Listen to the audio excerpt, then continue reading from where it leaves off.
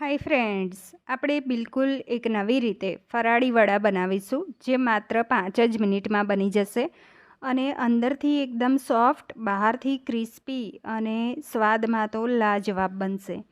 તો ચાલો શરૂ કરીએ. શરૂ કરતાં પહેલાં જો મારી ચેનલ ઉપર નવા આવ્યા હોય તો પ્લીઝ સબસ્ક્રાઈબ કરજો.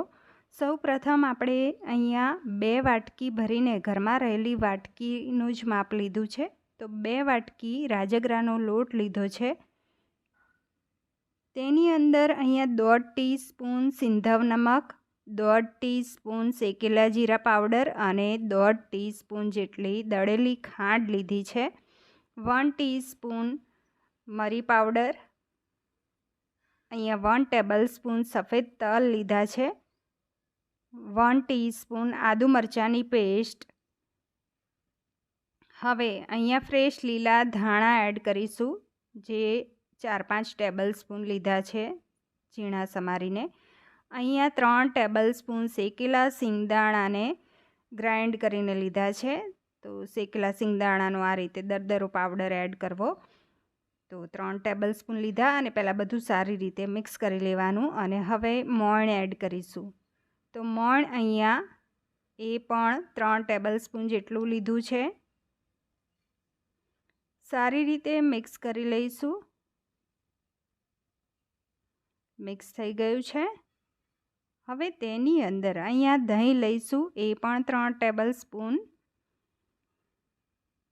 તો સારી રીતે મિક્સ કરી લેવાનું છે.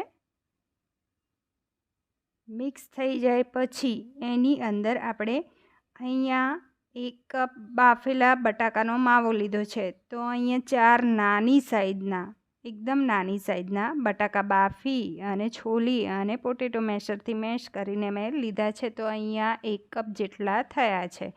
એનાથી જ આપણે આ મિક્સ કરી અને લોટ બાંધવાનો છે. પાણીની જરૂર નહીં પડે. જો અહીંયા સરસ રીતે આ ભેગું કરી બધું જ અને લોટ બાંધી લઈશું.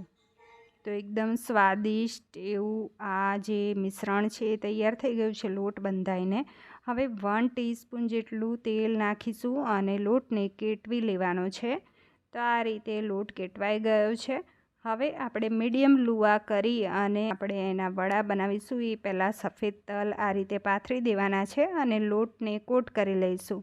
એટલે એક વડામાં આપણે તલ લગાવવાની જરૂર નથી. આ રીતે નાની નાની સાઈઝના વડા વાળી લેવાના છે. સાઈડમાં તેલ ગરમ કરવા મૂકી દેવાનું. અડધા વડા વાળતું જવાનું, તળતું જવાનું અને બીજા પણ સાઈડમાં તળાતા જાય અને થતા જશે. તો અહીંયા તેલ પણ સરસ ગરમ થઈ ગયું છે. તેલ સરસ ગરમ થઈ જાય પછી ગેસની ફ્લેમ મીડિયમ કરી નાખવાની, એટલે અંદર સુધી કચાશ ના રહે વડાની. એક સાઈડ તળાય પછી એને પલટાવીશું.